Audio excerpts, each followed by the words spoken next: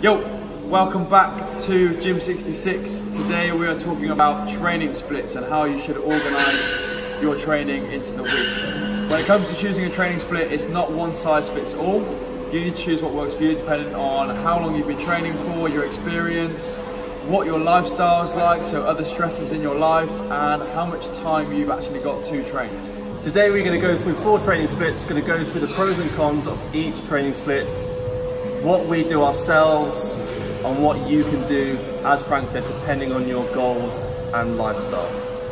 The first training split we are talking about is the 3-day-a-week full body split. So we've got a full body session Monday, Wednesday, Friday, another common one Tuesday, Thursday, Saturday. So 1 day on, 1 day off, and you get 2 days off at the end of the week. A pro of this is that it is great for people with limited time. Obviously you can see it's only 3 sessions a week. We recommend that as a bare minimum. If you've got a busy schedule, shoot for 3 sessions a week, train your whole body in all of them, job done. Another pro to this is that you'll burn a lot of calories within the session. Because you're targeting the whole of your body, so every muscle in your body, you'll be burning a high amount of calories. A con of this way of training is the total volume you're going to get in through the week. You're limited with only having 3 sessions, and you're only going to be training for an hour, hour and a half tops in each session. So the amount of total work you can get in is going to be low, relatively speaking. For a beginner, someone who's quite new to the gym, you can get away with this, but as you rack up that training experience, it's not going to be optimal.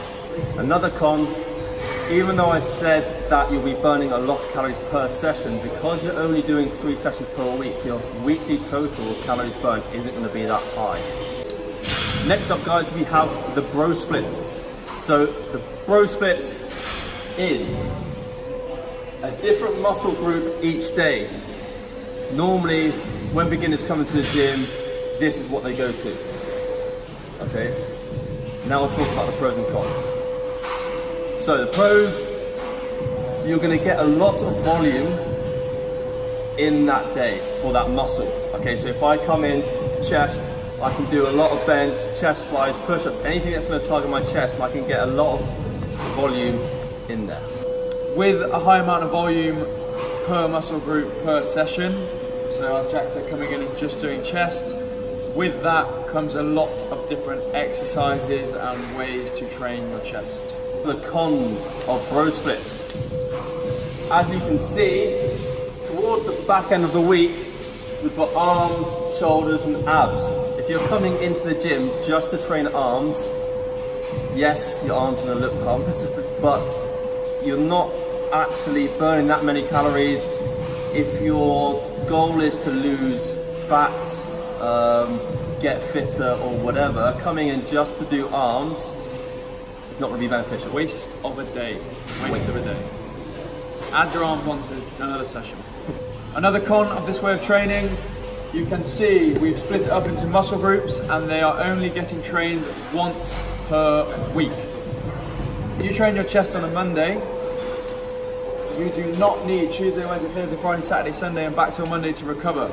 Your chest is fresh and ready to go again before then, so you're leaving gains on the table. Next up, the push-pull split. So on Monday, all of your pushing muscles. Tuesday, all of your pulling muscles. Day off, repeat, 2 days off. So 4 days training a week, splitting it between pushing and pulling. Our pushing movements are squats, lunges, anything sort of quad dominant, and then we have our upper body push, which is your chest, your bench presses, your dumbbell press, or your barbell press overhead. Pulling, so your posterior, the back of your body, your RDLs, your lat pull downs, your rows, anything that's going to train your hamstrings, your back, your rear delts. So first pro to this training split. As you can see, we are training each muscle group twice a week. So what we previously just said about the bro split is that you go from training muscle once to training a muscle twice.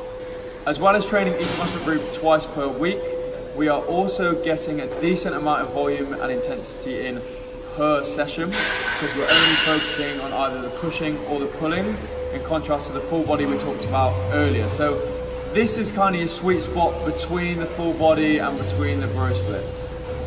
The only con we can think of, in our personal opinion, is that with the full body push and pull, it is quite tough on the body if you're going to be doing the compound lifts. Okay, so you've got to be a bit tricky with how you program the workouts. If the first day you have got push and you load the bar up with back squats, and then on the pull you try and get the deadlift in, okay, that's going to be quite tough on the body. So be clever with how you program stuff. You might want to be heavy on the push here, okay, more reps on the pull, and then flip it on the back end of the week. Okay, so you go more reps on the push and heavy on the pull. Last training split we're going to cover today is our favourite. So what we have been doing recently is the lower and upper split. So with this split, it is similar to the push-pull we just talked about. However, you eliminate the problem that Jack was talking about on having your compound lifts close together and being tough on the body. If you were squatting Monday, yes, it's quad dominant, but you're going to have a bit of hammy and glute involved. Your deadlift will be fatigued for the Tuesday with the push-pull. With this, get rid of that problem. Lower on a Monday, smash that. Before you train lower again, upper is not going to get touched. Day off, obviously a rest day.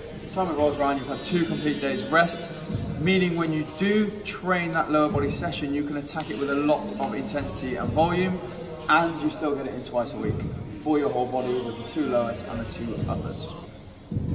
With this, with the push and pull, obviously you're going to dedicate those days to push muscles and pull muscles. With these, we're going to be pushing and pulling in the same session. Okay, so we'll be hitting knee dominant and hip dominant exercises for lower body. Upper body we'll be doing push and pull. So we've gone through some classic training splits when in the gym. Some of you are thinking, when do I do my fitness? When do I do my conditioning? How do I add that in with the muscle groups?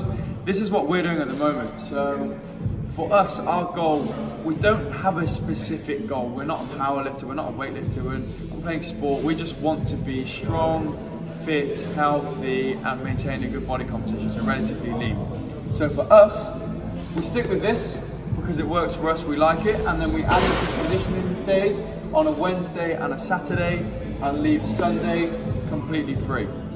So in essence, what you see here is these days are getting us stronger, these days are getting us fitter, and all of those together add up to quite a lot of calories burned, which means we stay relatively lean without having to eat dust. To wrap this up, guys, as Frank said to start with, there is no particular training split that is the way forward.